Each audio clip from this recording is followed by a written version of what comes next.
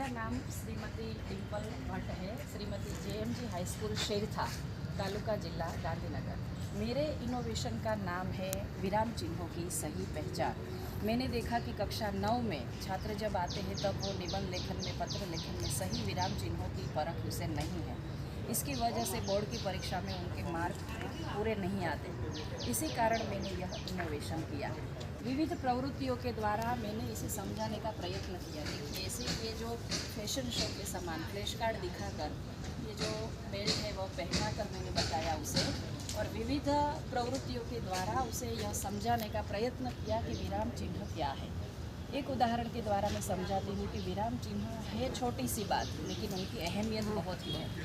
एक वाक्य हम ले कि रुको, फिर अल्प विराम करते हैं और कहते हैं मत जाओ। वही वाक्य रुको मत, फिर अल्प विराम जाओ। एक में जाओ है और एक में रुकना है। एक जगह बदल देने से इतना फ़र्क पड़ जाता है। तो मेरे इस इनोवेशन की अहमियत यह है कि चारों भाषाओं में वह काम में लाई जा सकती है। हिंदी, गुजराती, संस्कृत और इंग्लिश सभी में समान होते, एक पूर्ण विराम के अलावा। हिंदी में पूर्ण विराम खड़ी पाई होता है और हिंदी, गुजराती और संस्कृत और इंग्लिश में अनुस्वार के जैसा होता है। तो इसी वजह से मेरी यह रुचि रही कि विराम चिन्हों की पहचान अगर मैं लूँगी तो सभी छात्रों को भी उपयोगी होगा, चाहे वो कॉलेज का हो, चाहे माध्यमिक का हो, चाहे प्राथमिक का हो, चाहे कोई भी छात्र हो। 20 विराम चिन्हों की मैंने यहाँ पर बात की है, उनकी व्याख्या के साथ मैंने इनका विवरण दिया है। हिंदी में कामता प्रसाद गुरु ने 20 विराम चिन्हों की उसे सही पहचान कैसे की जाए। कई विराम चिन्ह ऐसे होते हैं जिनके बारे में हमें पता ही नहीं होता।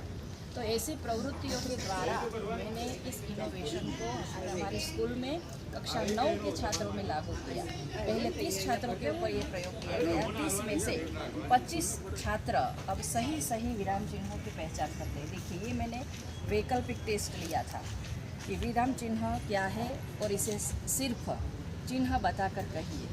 और एक परिच्छेद मैंने ऐसा दिया कि जिसमें किसी भी विराम चिन्ह का उपयोग नहीं था, बिल्कुल ऐसा। फिर मैंने कहा कि आप इसमें उचित विराम चिन्ह अपनी समझ से लिखिए।